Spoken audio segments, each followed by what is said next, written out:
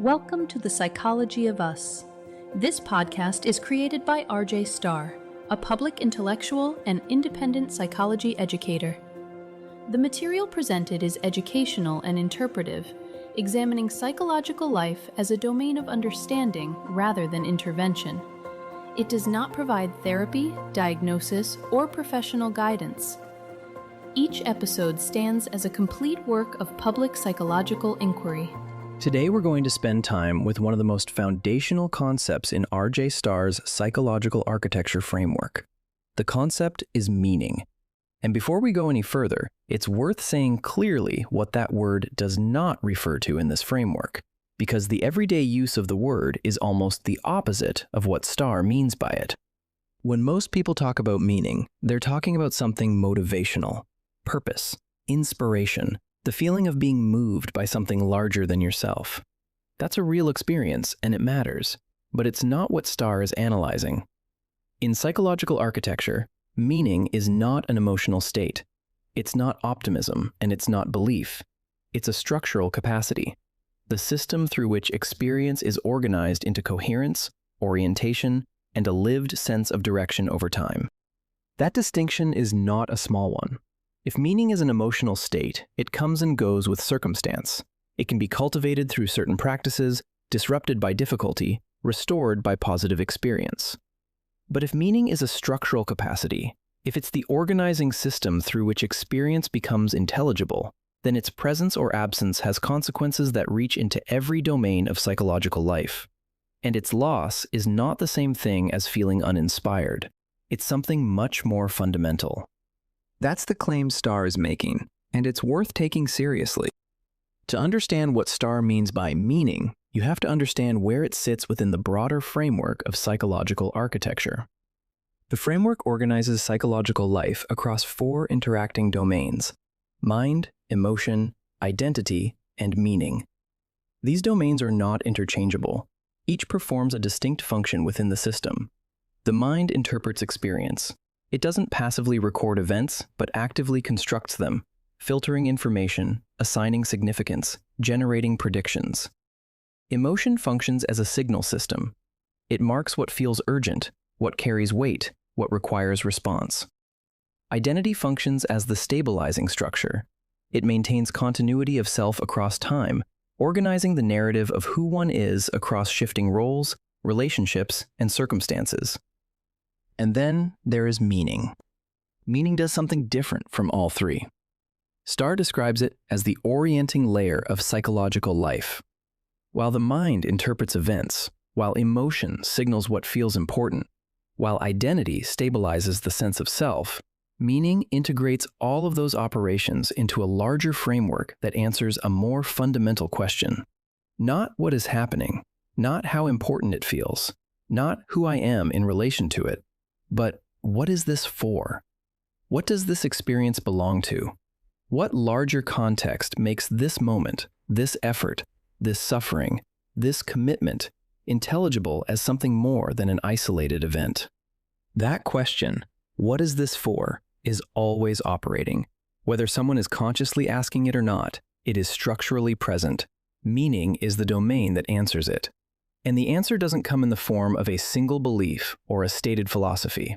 It comes in the form of a framework, a system of interpretive structures that positions the individual within existence and gives activities, relationships, and choices their direction and worth. Starr calls this the interpretive horizon. It's a precise term. A horizon isn't a destination.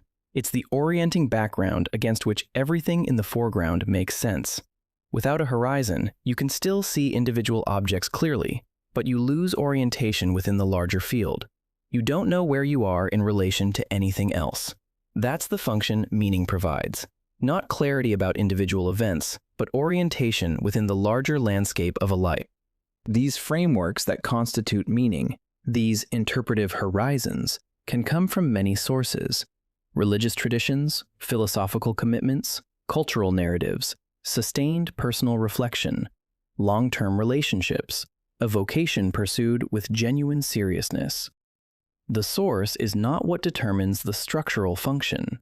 What matters is whether the framework is capable of integrating experience, including difficult experience, into something that can be sustained. When meaning structures are stable, several things become possible that would otherwise not be. Goals feel worth pursuing not only because of their immediate outcomes, but because they connect to something larger. Difficult circumstances can be interpreted within a broader narrative, as sacrifice, as growth, as necessary cost, as the kind of difficulty that belongs to a life oriented towards something real. The person isn't simply reacting to events as they arrive. They're positioned within something. Their responses, their choices, their commitments, all of these have a context that extends beyond the present moment. This is what Starr means when he describes meaning as the capacity that allows suffering to be endured without collapse or avoidance. Not that meaning removes suffering. Not that it makes suffering feel good or reframes it as secretly positive. It means that within a functioning meaning framework, suffering can be held. It has a place. It can be carried without the carrying destroying the structure of the life within which it occurs. This is why Starr locates resilience not primarily in the emotional domain, but in the meaning domain. Resilience, in this framework, is not fundamentally a matter of regulating affect or maintaining optimism under pressure. It is a matter of whether the meaning system can accommodate what is happening, whether it is adequate to the experience being endured. Now let's turn to what happens when that adequacy fails. R.J. Starr has developed a formal structural model that accounts for how meaning frameworks degrade. It's called the meaning dissolution model, and it is one of the more analytically rigorous contributions within the psychological architecture framework, because it doesn't simply describe what losing meaning feels like. It maps the process through which dissolution occurs, the sequence, the phases, the mechanisms, the characteristic patterns of adaptive and maladaptive resolution. The first thing to understand about the meaning dissolution model is that dissolution is not an event, it is a process. And the distinction matters enormously. If dissolution were an event, something that happened to a person at a specific moment, then the analysis would be relatively straightforward. Something triggered the collapse, and the question would be, what triggered it? But Starr's model identifies dissolution as a sequential process with an identifiable beginning that typically precedes the moment of visible crisis by a considerable interval. By the time something looks like a collapse, the process has usually been underway for a long time. That reframing has significant consequences. It changes what questions are worth asking. It changes what the appropriate period of analysis is. And it changes what we understand a crisis of meaning to actually be. Not a beginning, but a late-stage expression of something that started much earlier and less visibly. The model identifies three primary phases. The first is framework strain. Framework strain is the earliest phase of dissolution. During this phase, the meaning structure is still present and still functioning in a basic sense. The person is operating within it. It is providing some degree of orientation and coherence. But it has begun to encounter experience it cannot fully accommodate. Something is pressing against the framework's integrative capacity. There are experiences that don't fit neatly, contradictions that resist resolution, events that produce doubt without yet producing disillusionment. This is a subtle phase, and one of the most important things Starr's model identifies is that during the strain phase, the psychological system is actively working to protect the meaning framework. This isn't passive. The mind is performing real and effortful work to preserve coherence. Starr describes this protective activity as compensatory reinterpretation. The mind works to fit the difficult material into the existing framework, to find explanations that preserve the structure, to reframe events in ways that make them consistent with what the person already believes about how life works and what it means. And the mind is remarkably capable of this. It is highly motivated to maintain coherence. It will suppress contradictions, selectively attend to confirming evidence, construct elaborate explanations that protect the framework from direct encounter with what would destabilize it. For a long time, this succeeds. The framework holds. The person continues to operate within it, continues to experience something like orientation, continues to function. But the maintenance of a strange framework carries a cost, and that cost is real. It appears as unexplained fatigue, the energy of ongoing compensatory reinterpretation draining the system without the person being able to account for where the drain is coming from. It appears as low-level anxiety, the system signaling instability without the person being able to identify its source. It appears as a gradual narrowing, a reduction in exposure to the people, ideas, or experiences that most directly press against the strained framework, because at some level the person senses its fragility even if they haven't consciously named it. And perhaps most diagnostically, it appears as rigidity. The person holds the meaning framework with increasing firmness. Challenges to it produce defensiveness. Examination of it feels threatening. The framework becomes increasingly defended. This is a significant observation in Starr's model, and it's worth pausing on. Rigidity of this kind is often interpreted as conviction, as strength of belief. But within the meaning dissolution model, rigidity in a meaning framework is more often a signal of strain than of genuine coherence. A framework that is genuinely adequate to experience doesn't require that level of defense. It can be examined because it holds up under examination. When a framework becomes defended against examination, that defensiveness is often doing the work that genuine adequacy should be doing, and doing it less reliably. The strain phase can persist for months or years. It doesn't resolve on its own. What eventually moves the process forward is rupture. The rupture phase arrives when the meaning framework's integrative capacity fails. Not merely strains, fails. The compensatory work can no longer be sustained. Something cannot be reframed. A contradiction cannot be contained any longer. An experience has occurred that the framework is structurally incapable of absorbing, and the cost of attempting to absorb it exceeds what the system can sustain. At rupture, the framework loses its organizing force. This doesn't always mean the person immediately abandons the intellectual content of their beliefs. They may still articulate the framework. They may still describe it as their own, but it has become inert, capable of describing experience in retrospect, but no longer capable of integrating it as it occurs. The living orienting function is gone. Starr's model is careful about the triggers of rupture because rupture is not always precipitated by a single dramatic event. Sometimes it is a death, a betrayal, a traumatic experience that the framework cannot absorb, something large enough and undeniable enough that compensatory reinterpretation becomes structurally impossible. The person encounters something their framework was not built to hold, and the rupture is sharp and identifiable. But rupture can also arrive without any single precipitating event. A meaning framework that has been under sustained strain accumulates pressure over time.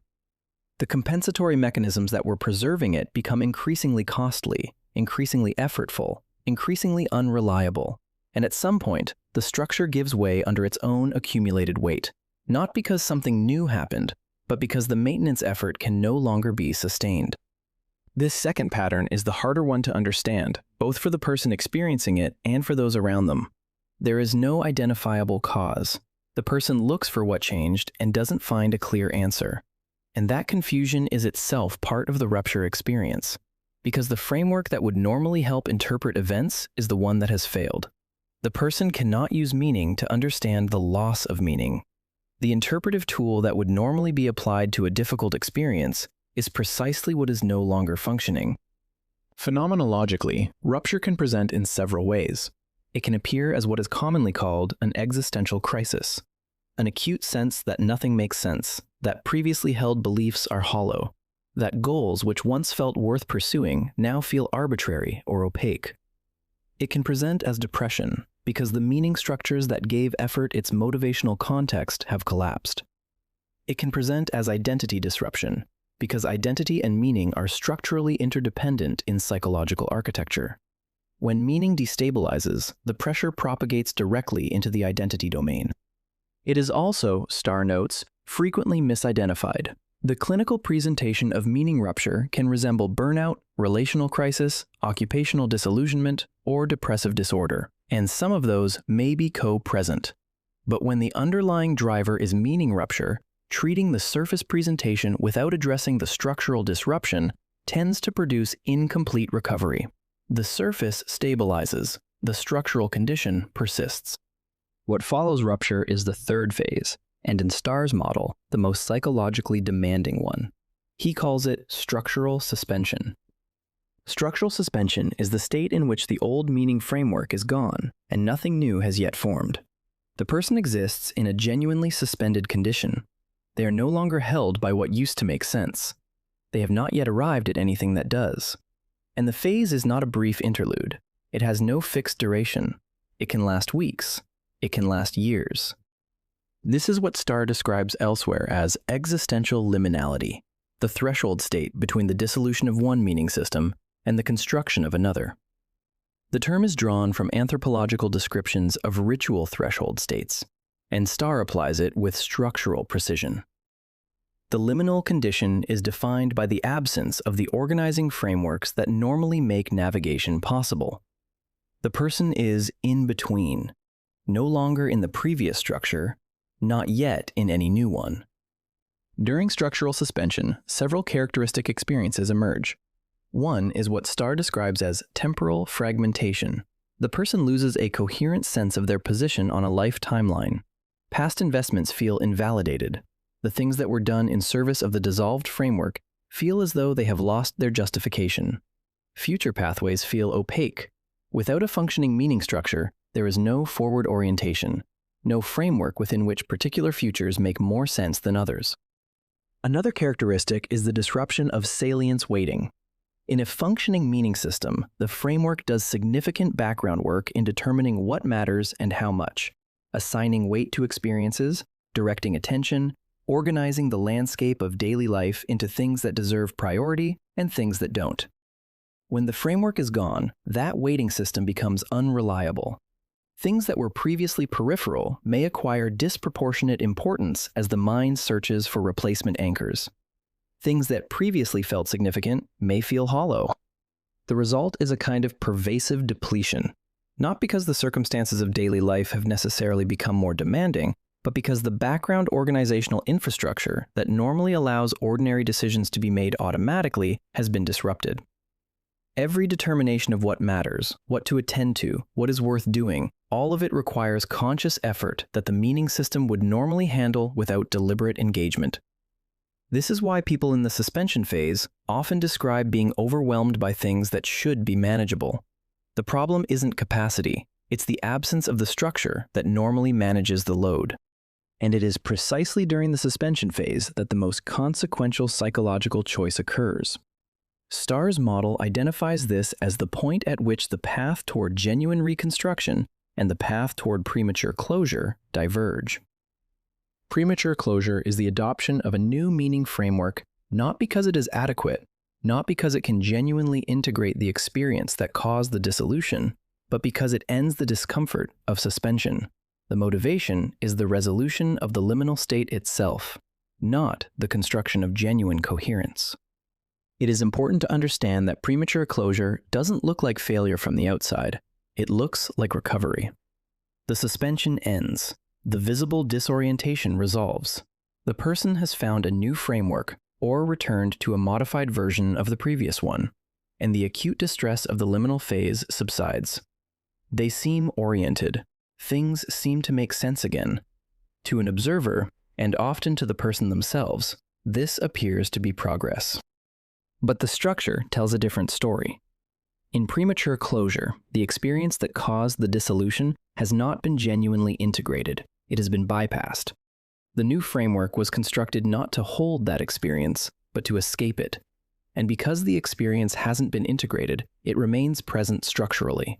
A liability embedded within the new framework, continuing to press against it, continuing to require maintenance and defense. The characteristic signature of premature closure over time is framework rigidity. The person holds the new framework with disproportionate firmness. It is difficult to examine, difficult to question, defended in ways that a genuinely coherent framework would not require. Because at some level the person senses, even if they cannot articulate it, that the framework is performing a stability function it hasn't earned through genuine integrative work. A second characteristic is vulnerability to re-rupture. The unintegrated experience doesn't disappear. It continues to press against the framework from within. And eventually, sometimes quickly, sometimes after years, the framework ruptures again.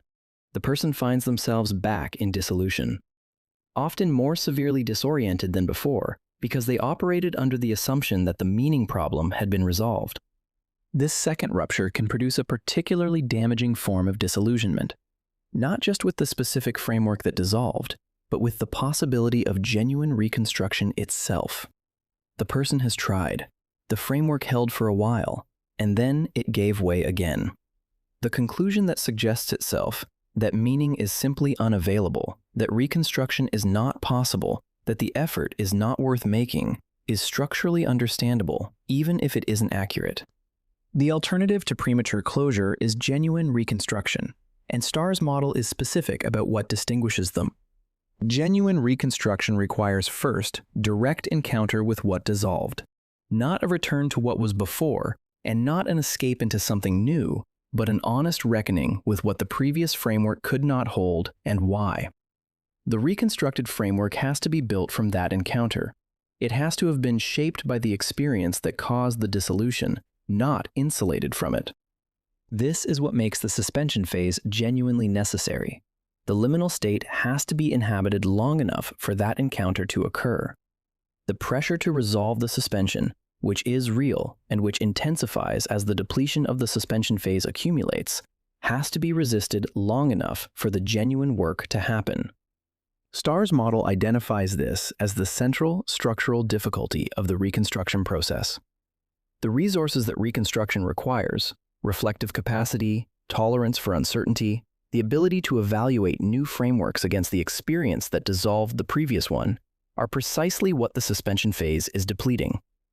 The person most in need of careful, unhurried reconstruction is the person least positioned, by circumstance, to achieve it. Second, genuine reconstruction produces a framework of greater integrative capacity than the one that dissolved. This is a structural test. If the previous framework couldn't accommodate certain losses, certain contradictions, certain realities, the reconstructed framework has to demonstrate that it can.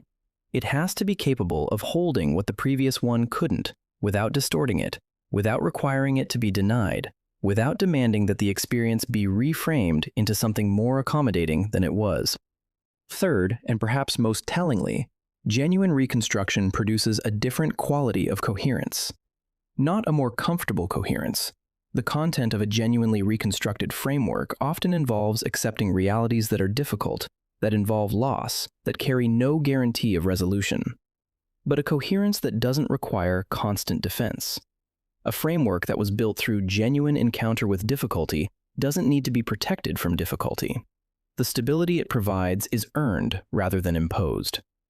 And there is a quality of settledness in that. Not ease, but something more like structural soundness. The other maladaptive resolution that Starr's model identifies is in the opposite direction from premature closure. It is chronic suspension, the failure to reconstruct at all. Where premature closure resolves too quickly and without adequate integrative work, chronic suspension involves remaining in the liminal state indefinitely. The framework has ruptured. The suspension has arrived. But the encounter with what dissolved is too overwhelming, or the internal and external resources for reconstruction are insufficient, and the person remains in the absence of organizing meaning without being able to move toward anything new. Chronic suspension has its own characteristic presentations. Persistent flatness, not necessarily clinical depression in the conventional sense, but the structural absence of meaning-invested activity that would produce genuine engagement with the world. Nothing feels worth pursuing, not because of hopelessness exactly, but because there is no functioning framework that would make any particular pursuit more coherent than any other. Temporal compression. The future simply feels absent. There is no forward orientation. The horizon that would make future planning meaningful doesn't exist. An emotional flatness that reflects the absence of the organizing structure rather than the suppression of affect. Because in Starr's framework, emotion tracks meaning investment. Emotion responds to what matters within the meaning framework. When the framework is gone, emotion still occurs, the system still signals, but the signal loses its directional quality. Experiences happen and responses arise, but neither is organized by a coherent sense of what things mean. Both maladaptive patterns, premature closure and chronic suspension, represent failures at the reconstruction phase. One resolves too quickly and without adequate engagement. The other doesn't resolve at all. Genuine reconstruction requires navigating between them, remaining in the liminal state long enough for genuine integrative work to occur, while maintaining enough structural stability to eventually build something adequate. Now, one of the things that makes Starr's account of meaning dissolution significant beyond the individual level is that he situates this process within a broader structural analysis. Dissolution doesn't stay contained within the meaning domain. When meaning is disrupted, the destabilization propagates across the entire psychological system. The propagation into identity is the most direct. In psychological architecture, identity and meaning are structurally interdependent. The identity narrative, the organized account of who one is, where one has come from, and what kind of life one is living, is partly constituted by the meaning frameworks that give direction to a life. When meaning dissolves, identity loses that orienting context. The narrative can no longer be coherently situated within a framework that gives it purpose and direction. Identity pressure follows meaning dissolution almost always, and when the identity structure is itself narrow or fragile, the propagation can produce simultaneous collapse across both domains. The propagation into emotion is subtler, but equally significant. Emotion in psychological architecture is a signal system that responds to what matters within the meaning framework. It marks salience, urgency, worth. When the meaning framework dissolves, emotional activation doesn't stop. The system continues to signal, but the signals lose their interpretive context. Strong emotional activation, without meaning to organize it, tends toward diffuse anxiety, toward dysregulation, toward experiences that feel overwhelming, precisely because they cannot be placed within a structure that would give them direction. And the propagation into mind produces a particular cognitive condition that Starr distinguishes carefully from genuine reflection.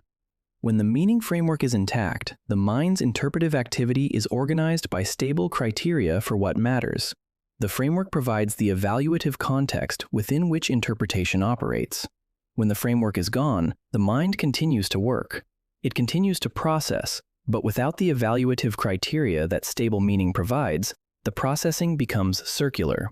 The same material runs through the same processing system repeatedly without completing the operation, because the criteria for completion are no longer available. This is what produces the quality of rumination that frequently accompanies meaning disruption, not reflection, which requires a stable evaluative framework to work with, but a kind of relentless and unproductive cognitive activity that generates no stable output. Starr's framework also addresses meaning at the collective level, and this dimension of the analysis deserves attention. Meaning is not a purely individual construction. People draw on cultural narratives, ideological structures, shared belief systems, communal interpretive frameworks as they build and sustain their own meaning structures. These collective frameworks are not merely background, they are active constituents of individual meaning-making. The availability of adequate cultural resources for meaning-making directly affects the individual's capacity to construct and sustain meaning frameworks of their own.